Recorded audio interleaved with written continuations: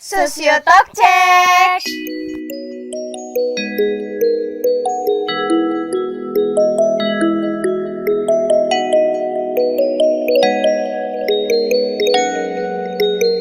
Assalamualaikum warahmatullahi wabarakatuh. Hai teman-teman sosiologi dan para pendengar setia podcast HMP Sosiologi. Sehat-sehat selalu kan? Semoga aku dan kamu, kita semua selalu diberi kesehatan oleh Allah Subhanahu wa taala. Amin. Ada yang baru nih dari podcast HMP Sosiologi. Kita punya program Alumni Sharing Corner, yang mana di program ini kita akan ngobrolin banyak hal dengan para alumni sosiologi Visum UN Sunan Kalijaga yang sukses di bidangnya masing-masing. Program ini hadir dari risau galau kami atau bahkan kita semua tentang sosiologi itu sendiri. Kita pernah berpikiran apa ya yang bisa dikerjakan oleh mahasiswa sosiologi ketika lulus, ntar jadi apa, kerja di mana, prospek kerjanya nggak jelas. Keresahan itu dijawab oleh alumni sosiologi Visum UN Sunan Kalijaga bahwa sosiologi tidak hanya ngurusin sosial kemasyarakatan ataupun berkutat pada penelitian saja, tetapi sosiologi juga bisa loh kerja di media, pemerintahan, perusahaan, dosen, dan banyak hal lainnya. Terbukti banyak alumni yang bekerja di beberapa bidang tersebut. Oke, langsung saja. Kali ini kita akan ngobrolin tentang Find Passion Take Action bersama seorang alumni sosiologi sekaligus mantan ataupun demisioner ketua HMPS Sosiologi 2 periode tahun 2013 sampai 2015 yang sekarang menjadi asisten komisioner KPU Pusat. Tahu nggak siapa dia? Ayo, siapa yang tahu? Dia adalah Ahmad Riyadi Esos. Beliau lahir di Sumeneb pada 11 Juni 1993. Pas masih di kampus, pas masih jadi mahasiswanya, dia akrab dipanggil Mas Mehmet.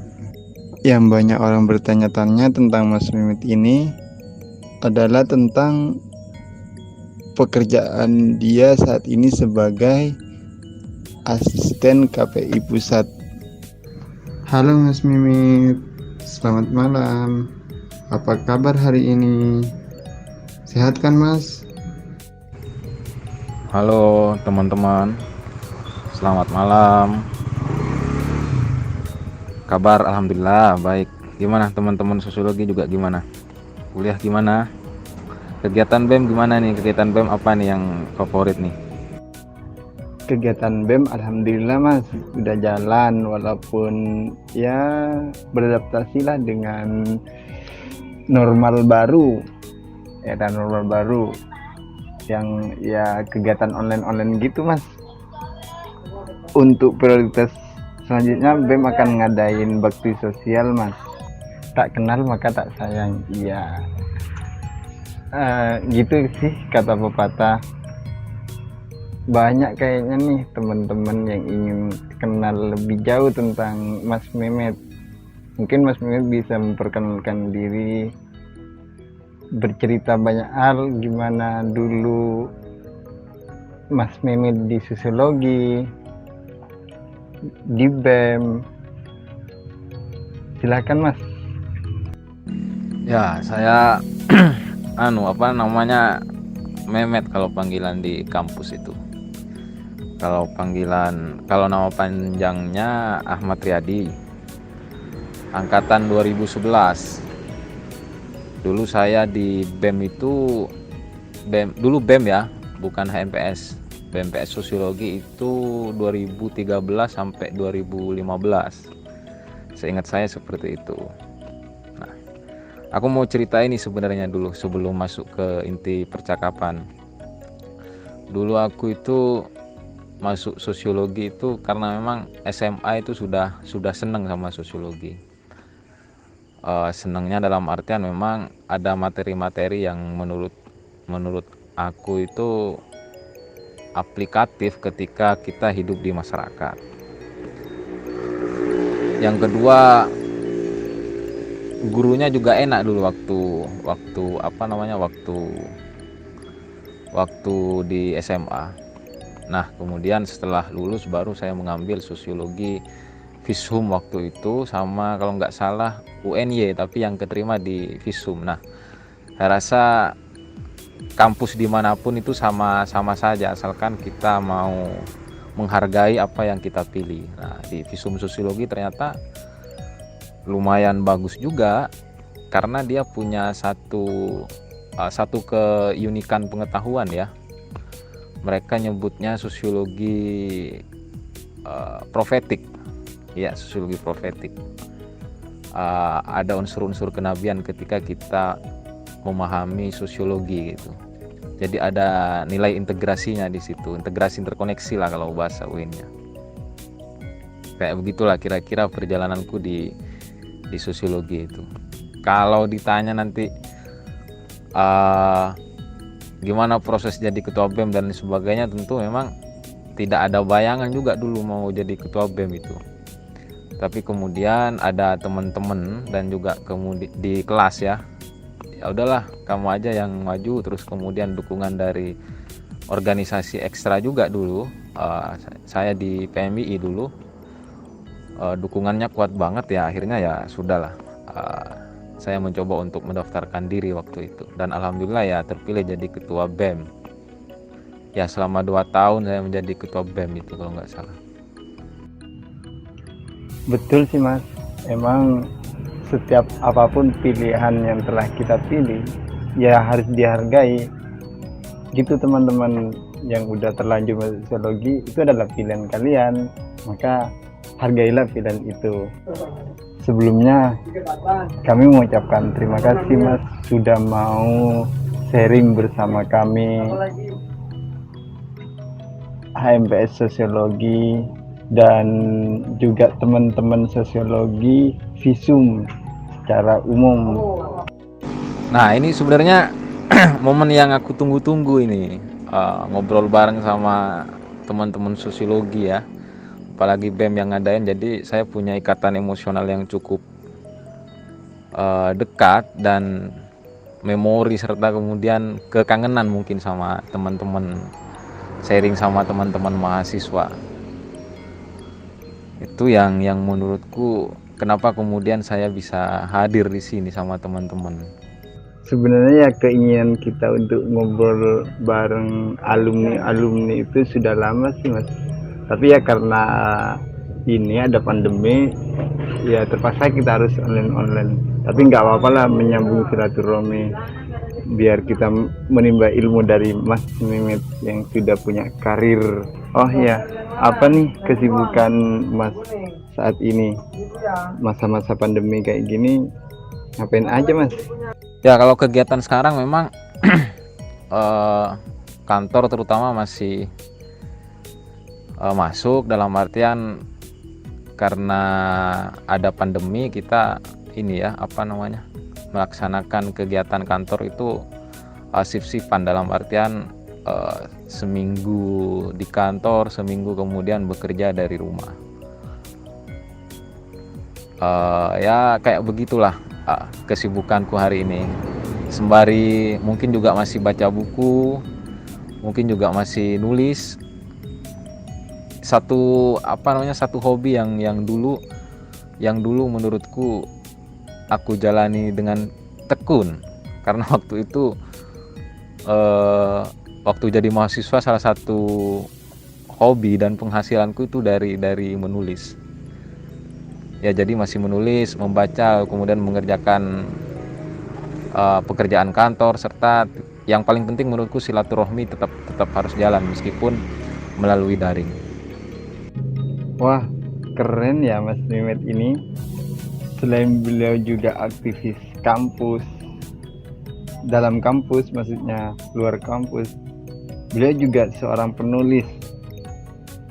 Dan saya pernah menemukan karya Mas Mehmet ini masih ada di lab sosiologi. Kayaknya masih ada itu. Gini Mas, ini yang menarik. Saat ini mahasiswa seolah terjebak pada dikotomi gerakan lah, dikotomi pendidikan, dikotomi gerakan. Hal yang nampak itu ketika kita mau menjadi seorang penulis, ya kita harus tekun menjadi benar-benar jadi penulis, nggak bisa merangkap penulis aktivis. Dan ternyata Mas Mehmet ini bisa mengkolaborasikan lah. Mas Mehmet jadi ketua MPS, menulis, punya tentu banyak kesibukannya itu pada saat itu. Gimana sih Mas manajemen waktu Mas pada waktu itu di antara kesibukan menjadi penulis dan aktivis? Kalau untuk kerja di KPI, saya rasa sebenarnya bukan puncak karir atau karir cemerlang sih. Saya menganggap bahwa ini masih bagian proses saya setelah lulus dari kampus. Artinya tidak ada yang final bagi aku sebenarnya. Apa kemudian ini udah puncak tertinggi menjadi asisten, ya, dalam hal ini asisten ketua KPI sekarang. Tapi ini merupakan satu loncatan kalau menurut saya. Artinya ini saya masih berproses, masih banyak belajar sebagai asisten. Dan saya beruntungnya dulu masuk ke BEM, masuk ke organisasi intra dan ekstra. Artinya tidak jauh berbeda sebenarnya kerja-kerja perkantoran dengan kerja-kerja organisasi. Bagaimana kemudian mengerjakan sesuatu, deadline, kemudian komunikasi dengan pihak lain maupun pihak internal, menjaga jejaring. Itu sebenarnya saya dulu dapat dari BEM dan PMII, ya. Itu kayak begitu. Artinya tidak ada hal yang baru kecuali mungkin objek yang dikerjakan, kayak begitu. Saya garis bawahi bahwa di KPI mungkin bukan puncak terakhir. Artinya kita harus mencari lebih dan menggali diri. Kita anggap ini sebagai proses untuk menguatkan diri kita, mengembangkan skill dan pengetahuan diri kita. Yang banyak orang bertanya-tanya tentang Mas Mehmet ini yaitu karirnya di KPI Pusat. Kok bisa ya mahasiswa sosiologi berkarir di KPI gitu? Padahal secara studinya itu lebih ke mungkin anak ilmu komunikasi yang di KPI. Kok ini mahasiswa sosiologi bisa di KPI? Mungkin Mas Mehmet bisa cerita, bisa berbagi, ya sharing lah dengan kita. Gimana sih ceritanya Mas? Berbicara tentang kenapa kok bisa sampai KPI padahal sosiologi, ya sebetulnya ini sosiologi itu saya rasa pada prinsipnya tidak spesifik berbicara sosial atau apa, tapi kemudian di sana juga mencakup ada, kalau nggak salah dulu saya ada belajar sosiologi komunikasi dan sebagainya. Dan tidak terbatas, sosiologi itu tidak terbatas, artinya dia harus membaca banyak teori, banyak temuan, termasuk juga di wilayah komunikasi yang kaitannya dengan KPI. Ini secara pengetahuan ya. Mungkin kita nanti kenal sama Habermas. Nah, itu juga ada kaitannya di situ. Kalau dulu ke KPI sebenarnya ini ada kaitannya dengan gimana kita cara merawat jejaring waktu itu. Jejaring dalam artian saya itu punya prinsip bahwa menjadi mahasiswa itu satu kehormatan dan itu satu peluang untuk kita membuka komunikasi ke yang lain. Kalau kita cuma mengandalkan, artinya apa ya, di kampus yang hanya waktu 2 jam, 3 jam dan banyak waktu yang tersisa lalu kemudian kita hanya main-main, itu eman bahasanya, sangat disayangkan. Nah, waktu yang dalam 24 jam kemudian waktu kita habis selama 6-8 jam di kampus itu ya sisanya kita sisihkan untuk komunikasi ke jejaring kita, ke senior-senior kita, ke teman-teman di luar kita, kayak gitu. Artinya ini juga ada kaitannya dengan bagaimana kita menjalin komunikasi, lalu kemudian menjaga komunikasi itu sendiri, menjaga persekawanan, persahabatan, dan itu pasti ada jalannya. Kalau saya rasa tak garis bawahi ini apa namanya, networking ya, networking. Nah, itu yang bisa dapat saya sampaikan kenapa kemudian saya bisa masuk ke KPI. Artinya pengetahuan di kampus itu juga penting, tapi yang lebih penting adalah bagaimana kita membangun networking kita dengan teman-teman di luar kita, dengan kakak-kakak angkatan kita. Saya dulu itu dapat kabar untuk KPI itu kalau ada lowongan ya juga dari alumni sosiologi dulu.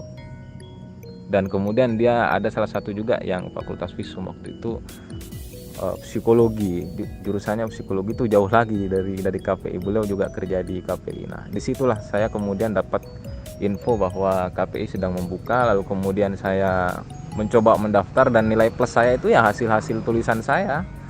Hasil tulisan saya dulu serta jaringan itu, nilai lebihnya juga karena saya aktif di organisasi gitu.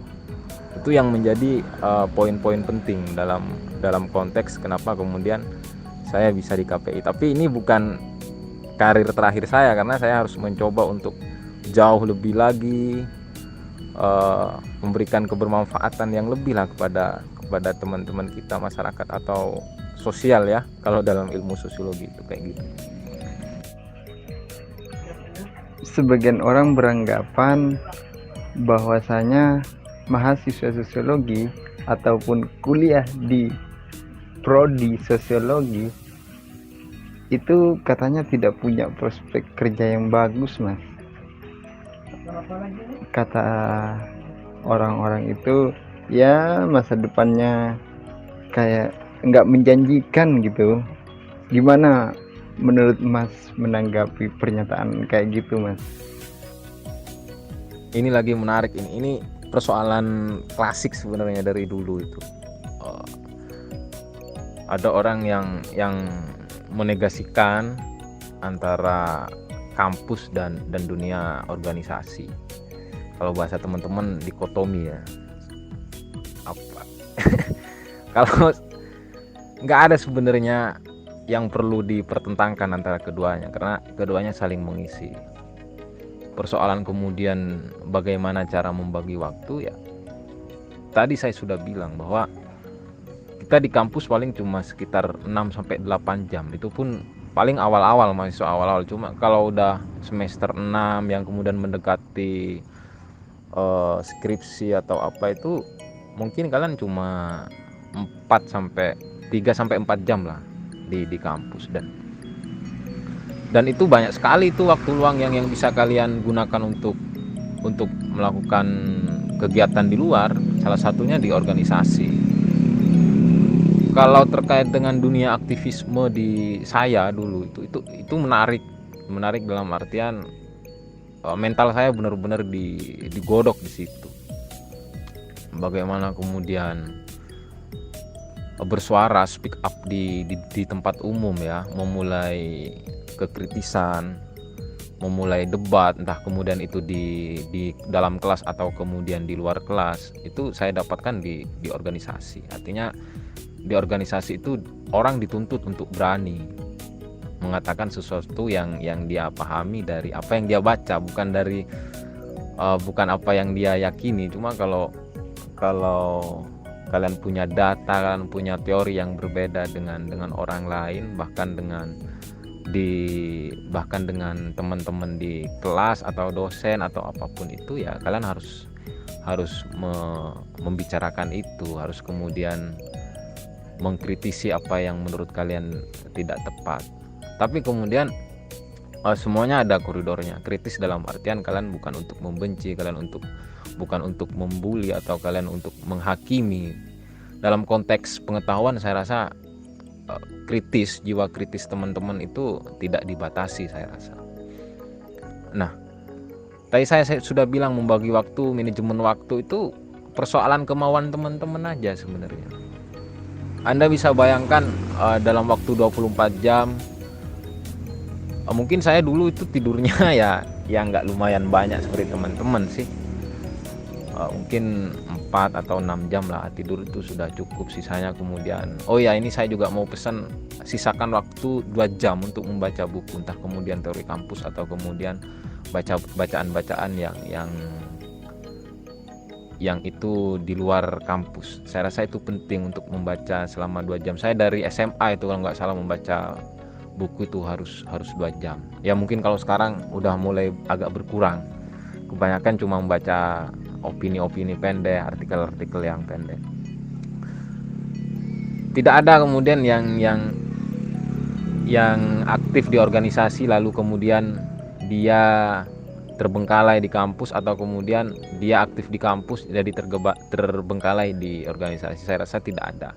Kemauan teman-teman aja untuk melakukan itu. Persoalan saya rasa organisasi ekstra itu akan menyesuaikan waktu teman-teman dalam waktu rapat ataupun dalam kegiatan apapun. Paling mentok-mentok kalau ada pelatihan atau apa yang ada waktu 3 hari atau apa dan sebagainya, itu pun bisa disiasati sebenarnya. Teman-teman bisa ngomong baik ke dosen atau kemudian ke organisasi itu sendiri, yang prioritas yang mana dan sebagainya. Saya rasa yang mendikotomi antara menegasikan antara kampus dan organisasi itu ya kurang elok juga kalau menurutku. Tidak ada itu, keduanya itu tidak bisa dipertentangkan. Bahkan menurut saya itu semuanya saling mengisi.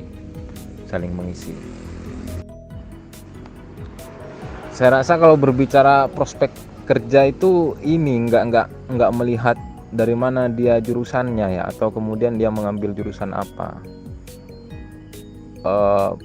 Pekerjaan ataupun kemudian pengalaman kita setelah lulus itu ditentukan bagaimana kita menekuni pilihan kita.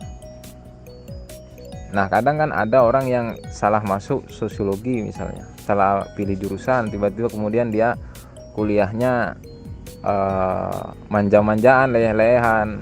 Nah, itu yang kemudian mungkin menurut saya kurang tepat. Artinya kita bagaimana menekuni pilihan kita, kemudian membuat pilihan kita itu seolah-olah ini harus dilakoni dengan baik dan mendapat perhatian lebih dari kita. Itu yang menurutku penting. Persoalan kemudian jurusan dan termasuk sosiologi juga, saya rasa tidak madesu juga ya. Karena di sosiologi teman-teman bisa melakukan banyak eksperimen, atau misalnya banyak sesuatu yang bisa dilakukan. Contohnya sekarang nih, dulu waktu saya ketua BEM tuh nggak ada dulu yang podcastan kayak begini. Nah, ternyata sekarang BEM saya lanjut ya. Artinya kita harus menekuni pilihan yang kita sudah bikin, atau kemudian jalan yang sudah tanda kutip Tuhan berikan kepada kita. Kalau misalnya sosiologi, ya udah sosiologi. Persoalan kemudian ada medesu, ada apa enggak, itu terserah teman-teman aja, pilihan teman-teman untuk melakukan atau menekuni pilihan itu. Sosiologi itu kenapa kemudian membuat saya berharga selain yang saya bicarakan tadi, karena di sosiologi kemudian saya banyak menemukan teori yang itu aplikatif untuk ditulis menjadi sebuah artikel, menjadi sebuah opini ya. Lalu kemudian juga bagaimana berjejaring, sosiologi itu banyak memberikan teori yang saya rasa aplikatif dan itu saya pakai. Tidak ada sebenarnya masa depan suram itu karena pilihan jurusan, terutama sosiologi, entah apapun itu. Saya rasa kalau teman-teman berkaca itu banyak orang, kalau ini apa namanya ya, kalau ini ukurannya materi, banyak orang yang sukses justru itu kemudian dia nggak kuliah, atau kemudian dulu dia dianggap sebelah mata, tapi kemudian dia menekuni dan punya tekad yang kuat. Itu yang menurut saya menentukan teman-teman bisa sukses atau tidak. Tentu dengan ukuran masing-masing sukses kayak gimana ya. Kalau mendapat kerja itu sudah dibilang sukses, ya mungkin itu kesuksesannya. Cuma kalau saya kan seperti yang saya bilang tadi, bahwa dimanapun kita hari ini berada, termasuk saya di KPI, itu proses untuk memperbaiki diri, untuk menggali potensi-potensi yang kita miliki, untuk mengembangkan jejaring, meluaskan jejaring kita, networking kita. Itu yang menurut saya penting. Wah, menarik sekali nih pemaparan dari Mas Mehmet. Jadi nggak perlu bingung, risau bahwa sosiologi itu masa depan suram. Ketika itu sudah pilihan kamu untuk di sosiologi, maka tekuni dan akan banyak hal yang kamu dapatkan di balik ketekunanmu. Begitu kira-kira. Terutama untuk mahasiswa sosiologi 2020 yang seringkali merasa saya salah jurusan masuk sosiologi, terjebak masuk jurusan sosiologi. Tidak usah ragu, bingung, ataupun merasa terjebak kamu masuk di prodi sosiologi. Cerita dari tadi Mas Mehmet banyak bercerita, itu bisa jadi motivasi untuk kalian untuk terus memanfaatkan kesempatan yang ada di hadapanmu. Mungkin Mas Mehmet bisa ngasih motivasi atau apapun pesan lah terhadap teman-teman mahasiswa baru sosiologi dari 20 dan mahasiswa sosiologi secara umum. Monggo Mas. Buat teman-teman mahasiswa baru, saya rasa saya mengucapkan selamat datang dulu ya di sosiologi. Kalau saya ingin mengatakan bahwa kalian telah tepat memilih jurusan dan tinggal kalian bagaimana menghargai jurusan yang kalian pilih serta menekuninya. Habis-habisan kalian harus tekuni dan hargai. Kalau pesan saya, ikut kegiatan yang ada di kampus, di luar kampus, ikuti aja semuanya. Selama itu bermanfaat bagi teman-teman dan kemudian mengembangkan skill teman-teman. Kalau kerja nanti kita bicara nanti ya yang lebih spesifik kerja kayak gimana dan sebagainya. Tapi ya itu yang saya bilang, bahwa apa yang kemudian kita tekuni hari ini, apa yang kemudian kita hargai hari ini, pilihan kita hari ini terhadap sesuatu itu yang nanti yang akan menentukan pilihan kalian secara otomatis, secara sendiri itu. Artinya jangan merasa minder, jangan merasa pesimis memilih sosiologi visum, karena di sana juga banyak akan ilmu-ilmu, pengalaman-pengalaman baru yang akan kalian dapatkan, kalian kembangkan sendiri, kalian kembangkan bersama yang lain, bareng-bareng. Saya rasa itu akan menjadi pijakan kalian untuk melakukan apa selanjutnya, atau dalam bahasa teman-teman mau bekerja di mana selanjutnya. Itu aja sih teman-teman, semangat untuk mahasiswa baru. Jangan terlalu banyak leyeh-leyeh, jangan terlalu banyak pesimis. Intinya optimis aja, perbanyak kegiatan, mau di internal kampus, mau di eksternal kampus, di organisasi ekstra, di organisasi intra, lakuin aja. Saya rasa semuanya akan bermanfaat dan membekali teman-teman nanti setelah kalian lulus dari visum, dari sosiologi UIN Sunan Kalijaga. Itu saja. Oke Mas, berhubung ini sudah panjang obrolan kita, saya minta closing statement dari Mas Mehmet. Sebelumnya sekali lagi saya ucapkan terima kasih atas waktunya sudah menyempatkan sharing bersama kami HMPS Sosiologi. Ini merupakan kesempatan yang luar biasa bagi kami. Monggo Mas, closing statement dari Mas Mehmet. Closing statement ya. Pertama-tama saya mau bilang jaga kesehatan, karena kesehatan di tengah pandemi kayak gini mahal. Jaga kesehatan pokoknya.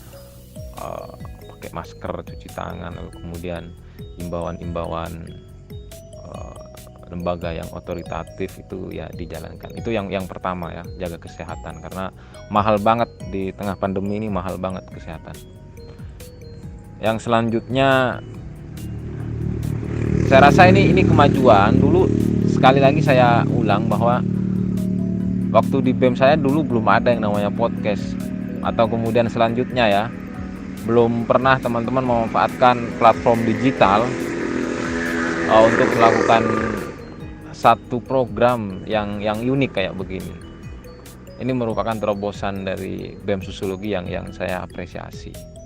Dan selanjutnya menurut saya podcast ini perlu diperbanyak, artinya tidak terhenti di saya. Masih banyak senior BEM Sosiologi atau kemudian alumni yang cukup mumpuni dan punya pengalaman besar, pengalaman yang sangat banyak untuk digali dan kemudian disebarin ke teman-teman. Saya rasa kalau untuk kebermanfaatan sosiologi, lalu kemudian BEM dan mahasiswa secara umum, saya rasa mereka akan berkenan. Ini harus dipertahankan dan dilanjutkan kegiatan kayak gini. Apalagi kemudian ini sekarang kan eranya daring ya, artinya apa-apa dilakukan secara daring, dan ini menurut saya perlu diperbanyak untuk dilakukan oleh teman-teman sosiologi. Konsisten aja ngelakuin ini, nanti akan punya manfaat. Kalau bisa juga bukan dari alumni sosiologi, nggak apa-apa, diperlebar aja yang ada kaitannya dengan keilmuan sosiologi. Itu pesan saya.